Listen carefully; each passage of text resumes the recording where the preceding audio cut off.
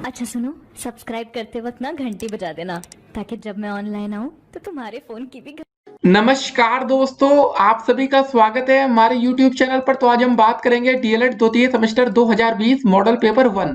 जी हाँ दोस्तों, इस वीडियो में डिस्कस करेंगे सामाजिक अध्ययन का मॉडल पेपर 1, जिसमें दोस्तों हम देखेंगे 2019 में कौन कौन से क्वेश्चन आपके पेपर में पूछे गए थे। और सबसे जरूरी बात यह दोस्तों कि आपका ये पेपर 50 नंबर का आता है, जिसमें से आपको पास होने के लिए 25 नंबर लाने पड़ते हैं। अब देखिए दोस्तों, आप में से बहुत से बच्चों के सवाल हमारे पास आते रहते हैं कि सर हमारी राइटिंग काफी खराब है, पेपर में कॉपी कैसे लिखनी चाहिए। देखिए, कॉपी लिखने की दोस्तों बात इसलिए यहाँ पर आती है क्योंकि देखिए डीएलएड 2019 बैच का जो फर्स्ट सेमेस्टर का पेपर तो हुआ नहीं, प्रमोट कर दिया गया आपको। तो सिंपल सी बात है दोस्तों, अभी आपको बिल्कुल भी अनुभव नहीं है, एक्सपीरियंस नहीं है कि कॉपी कैसे लिखना चाहिए, क्या करना चाहिए। तो चलिए दोस्तों, आज का पूरा प्रश्न पत्र हल इस वीडियो में हम देखेंगे, तो आप इस वीडियो को शुरू से लेकर अंत तक देखिएगा और वीडियो को लाइक एंड शेयर करना मत भूलिएगा। तो चलिए दोस्तों, आप लोग अपने नंबर भी चेक करते चलिए कि आखिर आपको कितने क्वेश्चन आ रहे हैं। देखिए दोस्तों, हम इस वीडियो में आपके सामने 30 प्रश्न रखने वाले हैं, 30 प्रश्न की, और इसके नंबर भी दोस्तों टोटल होंगे 30 नंबर। तो चलिए दोस्तों, आज का पहला प्रश्न देखते हैं।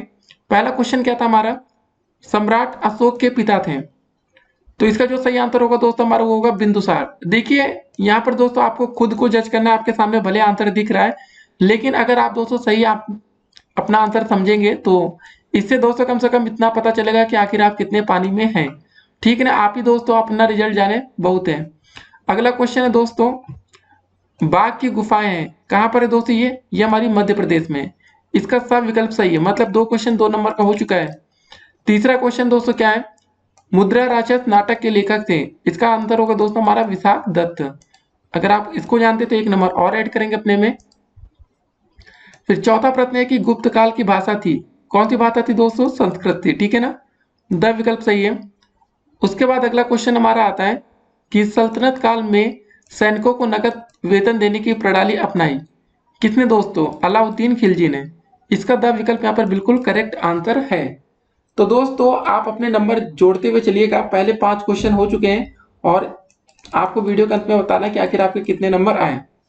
फिर हमारा अगला प्रश्न आता है कि पृथ्वीराज रासो के अनुसार राजपूतों की उत्पत्ति हुई है, कैसे दोस्तों, अग्निकुंड से। ठीक है, इसका दोस्तों द विकल्प यहाँ पर बिल्कुल करेक्ट आंसर है। फिर हमारा अगला प्रश्न आता है, सूफी संत निजामुद्दीन औलिया की दरगाह स्थित है, कहाँ पर है ये दोस्तों आपके दिल्ली में इसकी दरगाह स्थित है। फिर हमारा अगला प्रश्न आता है कि पल्लव का प्रसिद्ध बंदरगाह था, कौन सा दोस्तों था, ये कांची था। इसका आप विकल्प यहाँ पर बिल्कुल करेक्ट आंसर होगा। फिर हमारा अगला प्रश्न, सल्तनत काल में प्रांत को कहते थे, क्या कहा जाता था, इसको बोलते थे इक्ता। ठीक है ना। फिर अगला प्रश्न, भूकंप नापने की इकाई है दोस्तों क्या है, रिक्टर स्केल पर भूकंप आता है ना, बोला नहीं जाता इसलिए रिक्टर स्केल का भूकंप है। फिर अगला क्वेश्चन दोस्तों आता है हमारा कि संगमरमर है, क्या है दोस्तों, ये आपकी परतदार शैल। यहाँ पर सब विकल्प इसका करेक्ट आंसर है। फिर हमारा अगला प्रश्न आता है, समुद्र तल से ऊपर उठे विशालतम भूभाग को कहते हैं, क्या बोला जाता है इसको, इसको कहते हैं महाद्वीप। सब विकल्प करेक्ट आंसर है।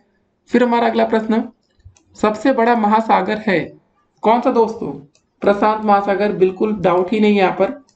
फिर अगला प्रश्न हमारा क्या है, इसको देखते हैं कि भारतीय संविधान में नीति निर्देशक तत्वों को किस देश के संविधान से ग्रहण किया गया है। इसका क्या आंसर होगा दोस्तों, ये होगा हमारा आयरलैंड के। तो देख रहे होंगे दोस्तों आप क्वेश्चन कहाँ कहाँ से आते हैं, कैसे आते हैं, इसको आप समझते हुए चलिएगा। फिर हमारा अगला प्रश्न देखते हैं, निजी और सार्वजनिक दोनों क्षेत्र का अस्तित्व पाया जाता है कहाँ पर, मिश्रित अर्थव्यवस्था में। ठीक है, इसका ब विकल्प यहाँ पर बिल्कुल करेक्ट होगा। तो दोस्तों यहाँ पर बहुविकल्पी क्वेश्चन समाप्त होते हैं, मतलब 15 क्वेश्चन 15 नंबर आपके कंफर्म होते हैं। देखिए पेपर में इस बार जो आपका पेपर होगा ना वो सोशल डिस्टेंसिंग के साथ होगा, कोरोना का टाइम चल रहा है तो सोशल डिस्टेंसिंग होने वाला है, तो मतलब तैयारी आपकी जमकर होनी चाहिए। नहीं तो दोस्तों कभी कभी क्या होता है कि आपको पेपर में हिंट्स मिल जाता है। देखिए 50 नंबर का पेपर, अगर 25 नंबर आप ले आते तो आप पास हो जाते हैं, लेकिन दोस्तों 25 नंबर लाना इतना आसान भी नहीं होता। बहुत से छात्रों की बैक लगती है सामाजिक अध्ययन में। पहले 15 क्वेश्चन हो चुके हैं, अब चलिए दोस्तों शुरुआत करते हैं आपके अति लघुत्तरीय प्रश्नों की। आपका एक क्वेश्चन था कि सर क्या हम बना बना कर आंसर लिख सकते हैं। अब दोस्तों आपको समझ में आएगा कि अगर आपको उत्तर पता है तो ही आप दे सकते हैं, नहीं पता तो बिल्कुल 0 नंबर आपके जाने वाले हैं। जैसे दोस्तों क्वेश्चन क्या था, मेगास्थनीज द्वारा रचित पुस्तक का आपको नाम लिखना है। अब दोस्तों अगर आप इस पुस्तक का नाम नहीं जानते तो क्या आप लिख सकते हैं इसका आंसर, क्या बनाकर आप लिखेंगे यहाँ पर, कि मेगास्थनीज की एक पुस्तक थी, उसका ये करके आप कुछ ना कुछ बहाना लिखेंगे।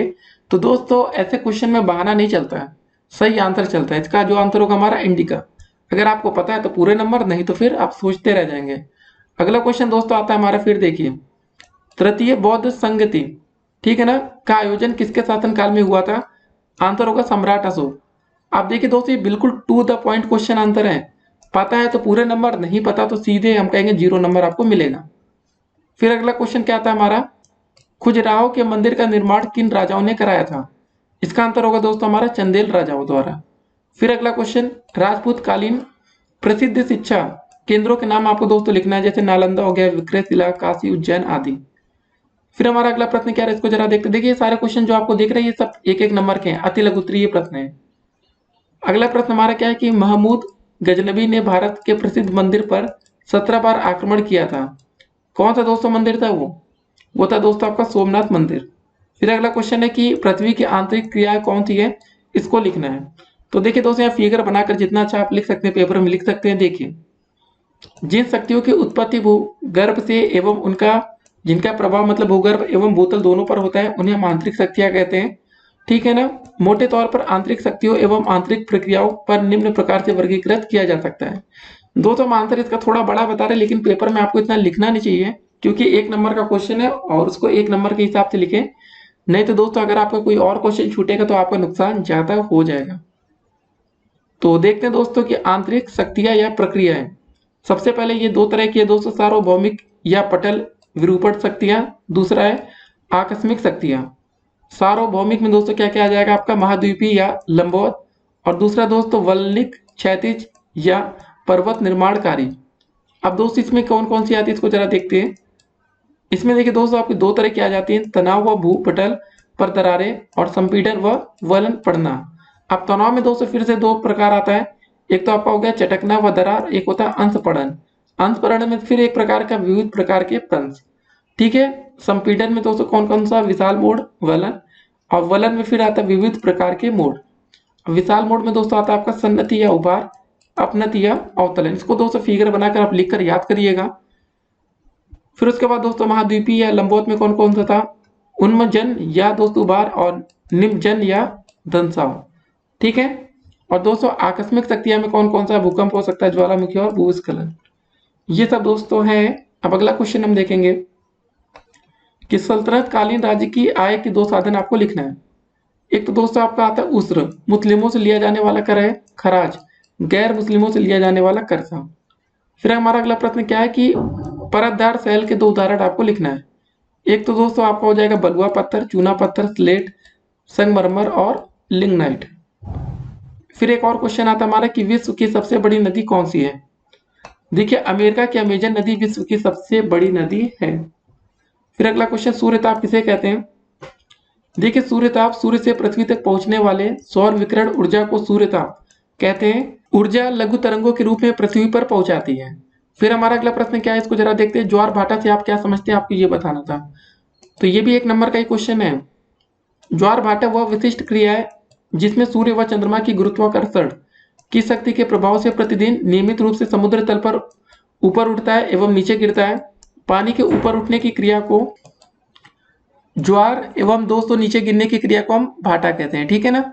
इसको जरा आप ध्यान में रखेंगे। और ज्वार भाटा के समय सागर तल में आने वाले परिवर्तन को नियमित रूप से मापा जा सकता है।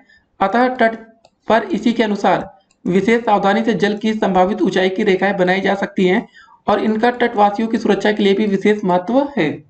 फिर हमारा अगला प्रश्न आता है कि संविधान सभा की प्रारूप समिति के अध्यक्ष कौन थे। तो इसका आंसर होगा डॉक्टर BR अम्बेडकर। फिर अगला क्वेश्चन, भारतीय नागरिकों के किन्हीं 2 मूल अधिकारों का आपको नाम लिखना है। एक तो आपके पास देखिए जीवित रहने का अधिकार है, घूमने फिरने की स्वतंत्रता का भी आपके पास अधिकार है। फिर दोस्तों अगला क्वेश्चन क्या पूछा गया था पेपर में कि भारत में हरित क्रांति के जनक कौन थे। तो SS स्वामीनाथन। फिर आज का अंतिम क्वेश्चन क्या है कि अर्थव्यवस्था की मूल समस्या आपको लिखनी है। देखिए एक तो दोस्तों आपका आता है असीमित आवश्यकताएं और दूसरा आपका सीमित साधन। तो दोस्तों आज की हमारी वीडियो यहीं पर समाप्त होती है। तो आज हमने दोस्तों इस वीडियो में आपके सामने 30 नंबर के क्वेश्चन रखे हैं। देखिए दोस्तों 30 नंबर के क्वेश्चन में आपको एक बात समझ में आ गई होगी कि जो यहाँ पर बहुविकल्पीय क्वेश्चन और अति लघु उत्तरीय प्रश्न आते हैं उस पर आप बनाकर कुछ नहीं लिख सकते। अगर आपको आएगा तो पूरा नंबर पा जाएंगे, नहीं आएगा तो सीधे से मतलब 0 नंबर में ये तब्दील होगा। हाँ लेकिन दोस्तों इसके बाद आपका आता है 20 नंबर का क्वेश्चन लघु उत्तरी, जिसमें दोस्तों देखिए आप बना बनाकर कुछ ना कुछ लिख सकते हैं, जिसमें से दोस्तों आप कुछ ना कुछ नंबर प्राप्त कर सकते हैं। तो हमारे हिसाब से दोस्तों आप बढ़िया तैयारी करेंगे तो पेपर में डेफिनेटली एक अच्छा स्कोर कर पाएंगे। ठीक है, टेंशन लेने की कोई ज़रूरत नहीं है, पेपर के लिए समय कम भले है, लेकिन देखिए मेन क्या दोस्तों, आप अगर अति लघु उत्तरीय क्वेश्चन, बहुविकल्पीय क्वेश्चन अच्छे से पढ़ कर जाएंगे तो हो सकता है कि कुछ ना कुछ उसी में लघु उत्तरीय मिल जाए, तो आप उसको बनाकर लिख सकते हैं। 25 नंबर लाना काफ़ी आसान होता है। अगर आपको मतलब आपके दोस्तों की थोड़ी सी भी हेल्प मिल गई ना, तो 25 नंबर आप चुटकियों में ला सकते हैं। देखिए आपका जो ये पेपर होता है ये 2 घंटे का होता है, समय आपके पास पर्याप्त होता है। 2 घंटे का पेपर है तो समय बढ़िया खासा मिल जाता है। तो गाइस उम्मीद करेंगे आपको वीडियो समझ में आई होगी। आप इस वीडियो को अपने दोस्तों के साथ शेयर करिएगा और कमेंट करके बताइएगा क्या दोस्तों आपके 25 नंबर आए। अगर आप 30 में से 25 नंबर लाते हैं तो हम मानेंगे आप पास हुए। अगर आपके 30 में से 22 नंबर, 20 नंबर, 18 नंबर जो भी आ रहे हैं उसका मतलब आप फेल हुए हैं। ठीक है, आप टॉपर हैं कि आप कमजोर छात्र हैं, इससे हमें फर्क नहीं पड़ता। फर्क इससे पड़ता है कि आप पास हुए या फेल हुए। अगर आप फेल हुए हैं तो आपको मेहनत की जरूरत है।